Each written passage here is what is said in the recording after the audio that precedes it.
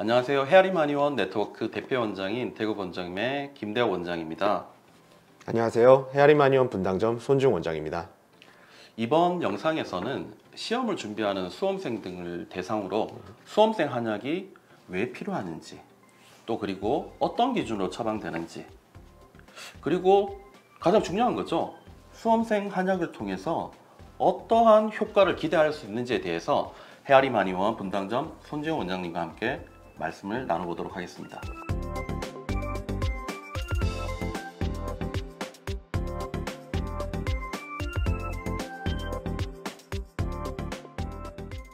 한의원에서 다양한 환자들을 진료하다 보면 시험과 관련된 문의가 제법 많이 들어오잖아요. 그렇죠.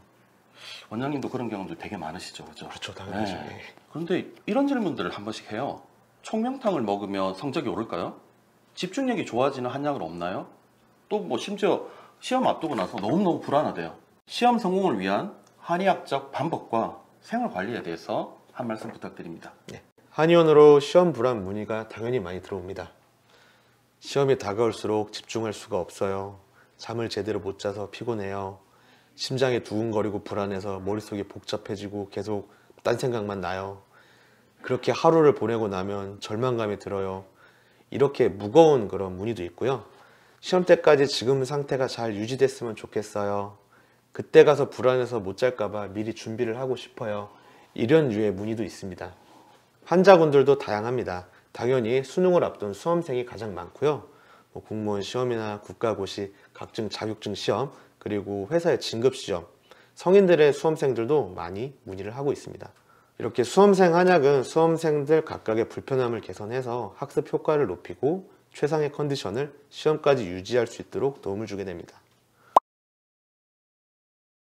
시험이 다가올수록 불안과 스트레스가 커지는 분들이 계시죠. 시험을 준비한 만큼 잘 볼 수 있을까? 실수하지 않을까? 실패하면 어떡하지? 이런 생각을 시작으로 재수를 해야 되나? 부모님께는 뭐라고 말씀드리지? 다음 시험을 위해 어떻게 준비하지? 이렇게 벌어지지도 않는 최악의 상황을 자꾸만 머리에 떠오르기도 합니다. 어떤 사람들은 예민도가 높아져서 평소에 신경 쓰지 않았던 사소한 일들 자꾸 신경 쓰는 거죠.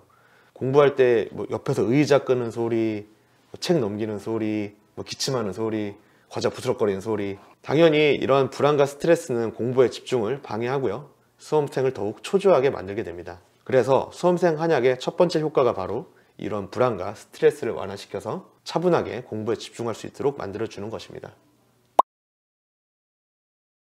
집중력을 높이는 방법으로 소개되는 것들은 다양합니다. 명상, 두뇌 훈련요법, 마인드 컨트롤 같은 여러 가지들이 있죠. 하지만 근본적으로 공부를 한다는 것은 두뇌를 사용하는 것이죠. 두뇌는 혈액을 통해서 당분과 산소를 공급받으면서 일을 하게 됩니다. 때문에 두뇌 혈류 공급을 원활하게 하면서 충분히 일할 수 있는 환경을 만들어주는 것도 중요하겠죠. 집중력을 향상시키는 수험생 한약은 원지나 석청포 같이 두뇌 혈류를 개선하는 약물이 추가되면서 두뇌 활동이 원활하게 이루어지도록 도와주게 됩니다. 우리가 운전면허 시험 보는 사람을 수험생이라고 하지는 않죠. 그렇죠. 보통 이제 수험생이라고 하면은 장기간 시험을 준비하는 사람을 말하니까요.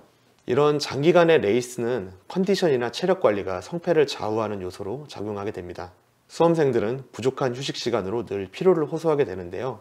이러한 신체 기능의 저하는 단순히 체력 저하뿐만 아니라 면역력 저하에도 영향을 끼쳐서 쉽게 감기나 비염, 소화불량 같은 증상을 호소하게 되고 결과적으로는 시험에 부정적인 결과로 이어지게 됩니다. 이럴 때 수험생 한약 처방을 통해서 내 몸의 부족한 부분을 보충하고 좋은 컨디션을 시험까지 유지하는 관리가 필요한 것입니다.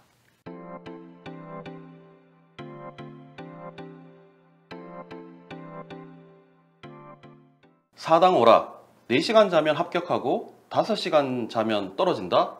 한 번쯤은 들어본 말인데요. 아주 유명한 말이죠. 많이 들었죠. 네. 그런데 과연 이 말대로 공부 시간만 늘린다라고 하면 성적이 과연 오를까요? 효율적인 진짜 공부법에 대해서 말씀 부탁드리겠습니다. 원장님도 공부에 대해서 일가견이 있으시니까 공부가 단순히 시간만 많이 투자한다고 되는 게 아니잖아요. 아니죠. 특히 시험이 다가올수록 더 전략적으로 접근해야 되는데요.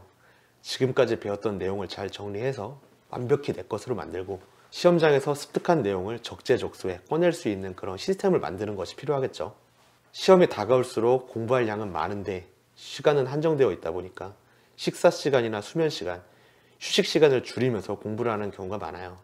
근데 이러한 습관이 결국에는 안 좋은 쪽으로 작용할 수 있다는 점에 주의해야 됩니다. 예를 들어 소화 기능이 약한 사람이 밥 먹는 시간을 줄여서 급하게 밥을 먹거나 소화되지 않은 상태로 공부를 시작하면 소화불량을 유발할 수 있기 때문에 충분한 시간을 갖고 식사를 하는 것이 좋습니다. 수업 마무리 단계에서는 새로운 내용을 공부하는 것보다 기존에 배웠던 내용을 독습하고 암기하는 것이 좋습니다. 그러기 위해서는 충분한 수면과 휴식 시간이 필요한데요. 우리의 뇌는 휴식 시간 동안 공부했던 내용을 해마에 저장해서 필요한 상황에서 꺼내 쓸 수 있도록 설계되어 있어요. 때문에 충분한 수면과 공부 중간중간 적당한 휴식 시간을 배치해서 두뇌가 정보를 저장할 수 있는 시간을 주는 것이 효과적인 공부에 도움이 될 수 있습니다. 시험에서 좋은 결과를 얻고 싶다면 현재 본인의 공부가 효율적으로 이루어지고 있는지 확인해 보시기 바랍니다. 공부 시간과 수면, 식사 시간이 규칙적으로 이루어지고 있는지, 공부 외적인 고민, 스트레스, 불안으로 낭비되고 있는 에너지는 없는지, 그렇지 못한 상황들로 시험 준비에 어려움을 겪고 있고 혼자서 극복이 어렵다면 수험생 개개인의 상황에 맞게 한약을 처방하는 한의원을 방문해 보시기 바랍니다.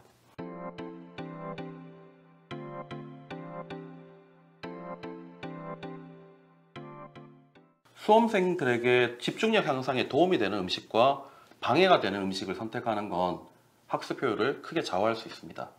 최고의 집중 효율을 위해 도움이 되는 음식과 그렇지 않은 음식에 대해서 설명 부탁드리겠습니다.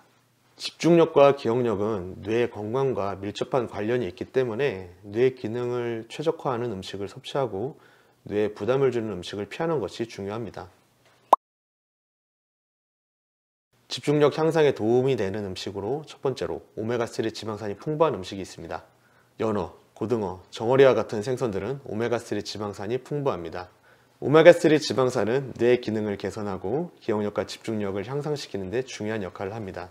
호두나 치아씨드에도 오메가3가 들어있어 좋은 선택이 될 수 있습니다.